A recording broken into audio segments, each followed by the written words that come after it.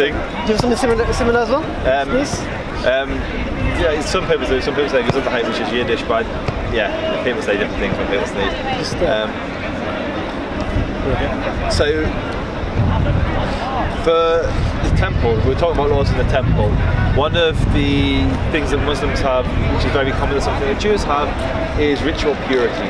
Before Jews pray, they wash their hands. The most synagogues you go into, they'll have an area where you can wash your hands. Historically, Jews would also wash their feet.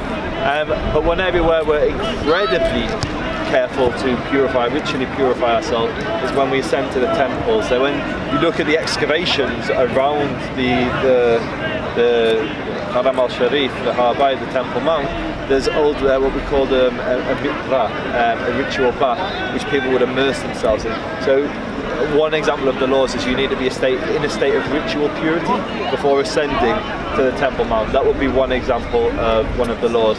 There are many different sacrifices that Jews would bring throughout the day, throughout the different festivals and Shabbat, the different offerings that we bring to the temple. So yeah, there's many laws that relate to the temple. You asked about the Messiah. Yes. So the concept within Judaism of Messiah is very different to the concept of Christianity. In Christianity, the Messiah is the Son of God, but Messiah in Hebrew is Mashiach. Mashiach means anointed one. Kings, priests, people of importance would be anointed with oil. And so the leaders of the Jewish people were always anointed. And so what we believe is, at a future date, the Jewish leader that will collect all the rest of the Jews in exile, so Jews like me that are living in the UK, he will bring them back to Israel. He'll rebuild the temple.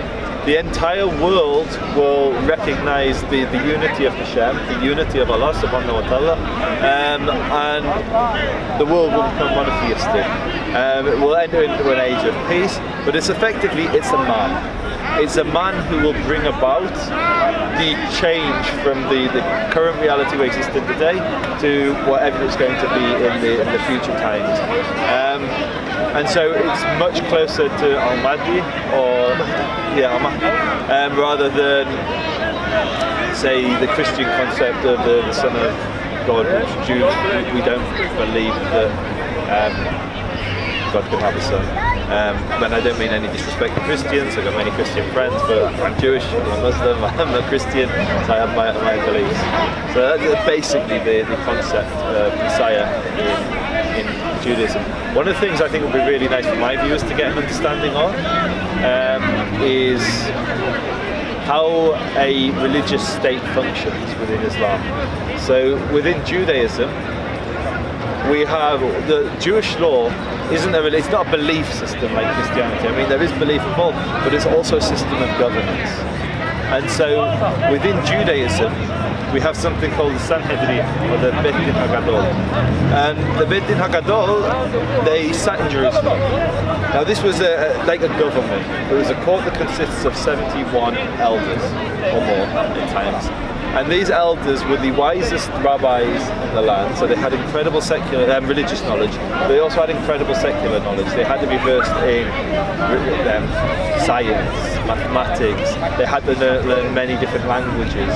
And these 71 elders would sit in a court and they'd vote on which laws the Jewish people had to follow. We believe in the Torah, Devarim, in Deuteronomy. We're commanded to establish these courts, and they're to decide law where there is an absence of law, to judge between man and man. And so these rabbis will have the ability to introduce laws which the Jewish people are then bound to follow. So you basically have a government which follows the Torah, is steeped in secular knowledge, very wise, and they vote laws into or out of existence. And then the people who live in the land of Israel, the Jewish people, they have to then accept the laws. So, as an example, the rabbis forbade Jews are allowed to drink alcohol. Many Muslims don't realise this. Alcohol isn't forbidden to us. We're not allowed to get drunk, but we're allowed to drink. And actually, we're commanded to drink on Shabbat, on the Sabbath. We drink a glass of wine in the evening and during the daytime. And we're commanded to do this and just not get drunk. And so they forbade us drinking wine that had been handled by non-Jewish people because there was a fear that it had been used for idolatry. And if the wine had been used for idolatry, it's not fit for us to consume. And so in the same way Catholics use wine in their services today, that's an example of wine being used in a non-Jewish religious context that would be forbidden to us. So they banned the use of wine. They also forbade the use of olive oil, which is similar, for similar reasons. Am I shot in mine as well? And is the... Alright, so you have the 71 elders, they could vote a law in and out. And so with wine, they voted... Actually, I don't know when mine stopped recording, so... Can I take from yours when you upload it, whatever's missing? Yeah. By all means, that's fine. And so they also forbade olive oil. The Jewish people, were able to not drink wine that had been handled by non-Jews, but they weren't able to not consume olive oil. And so the rabbis had to repeal the law. So what you have this democratic system where the wisest men in the land vote for a law. When they have academic consensus amongst themselves, the people then have to accept the law on themselves. And if the people don't keep it, the law is repealed and it's no longer kept. And so for us, and for me, it's one of the things I love about Judaism is it's a living religion. It's very, very dynamic.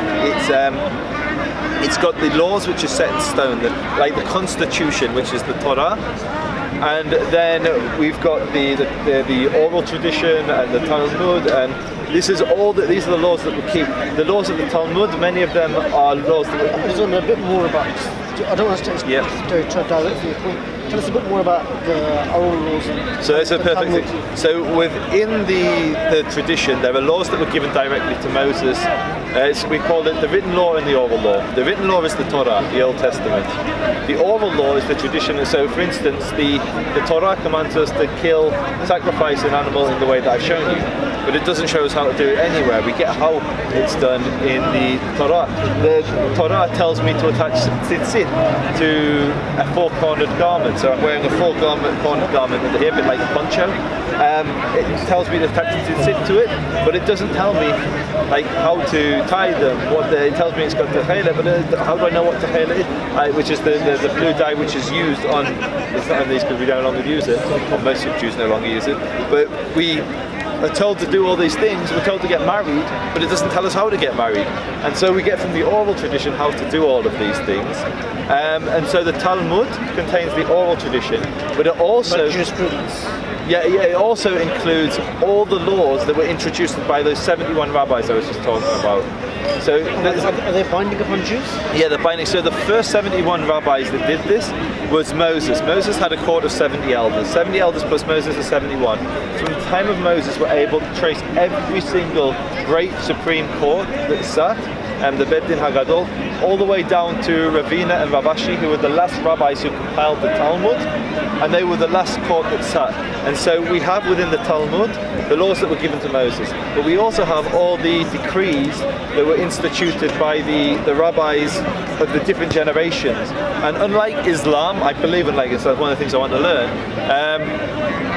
we believe that the rabbis have the authority to introduce certain laws as long as they don't contradict the Constitution, the Torah, as long as they don't go against what was given to Moses.